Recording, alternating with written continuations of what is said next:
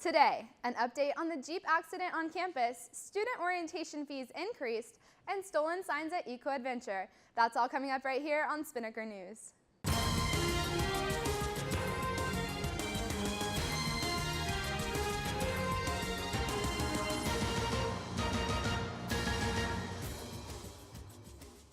Hello Ospreys, I'm Taylor Johnson and you're watching Spinnaker News on Spinnaker Television. We have an update on Monday afternoon's car accident. The two vehicles involved were a 2011 gray Toyota Camry and a 2006 red Jeep UK. According to a UPD report, the light at UNF Drive and Eco Drive was green for both drivers. There wasn't a turn arrow for the Camry, who failed to yield to the oncoming Jeep. The collision caused the Jeep to overturn. The damage for the vehicle is estimated at $10,000. The driver of the Jeep was a 53-year-old female. She was injured to the point of incapacitation and was transported to Mayo Clinic. There are some changes coming to UNF's student orientation. At the most recent Auxiliary Oversight Committee meeting, additional orientation fees and overnight orientation programs were the main topics. Freshmen and transfer students are currently charged a one-time $35 orientation fee. According to the request to increase this fee, the proposed changes are as follows. First-time in college freshmen will be assessed $100, overnight freshmen are assessed $50, and transfers are assessed $50 as well. The committee passed the request increase to orientation fees, but tabled the portion about overnight orientation. If this request were to go into effect, it would impact incoming fall 2015 students due to summer orientations. On September 19th, an officer was called to the Environmental Education Pavilion by the Nature Trails. According to UPD, 2 new signs were stolen from the bridge leading to Native Heart Island.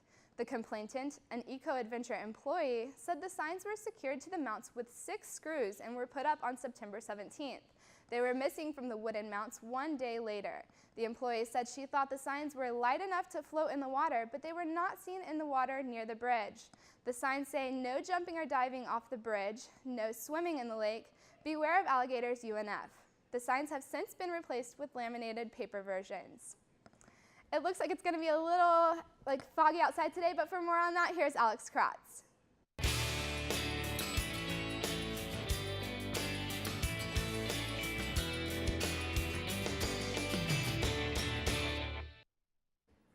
Good morning, Ospreys, and happy Wednesday. I'm Alex Kratz here with your Spinnaker weather update.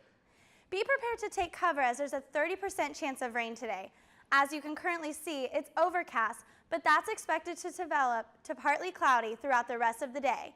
We will be experiencing a high around 76 degrees. Scattered showers and thunderstorms are to be expected all day today and throughout the night, UNF, along with northern winds coming in at 10 to 14 miles per hour.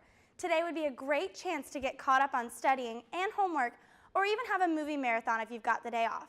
But for all you surfers out there, I wouldn't advise paddling out due to a high risk of rip currents today. But if you've still got the itch to catch some waves, expect swells from 3 to 4 feet. Well, that's it for today's weather update. Let's take a look at your 3-day forecast.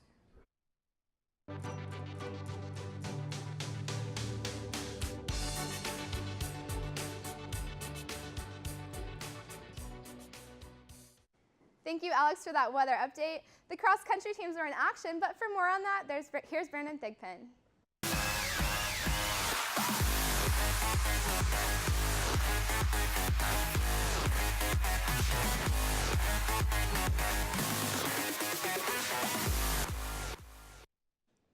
Hey Ospreys, I'm Brandon Thigpen, here with your Spinnaker Sports Report.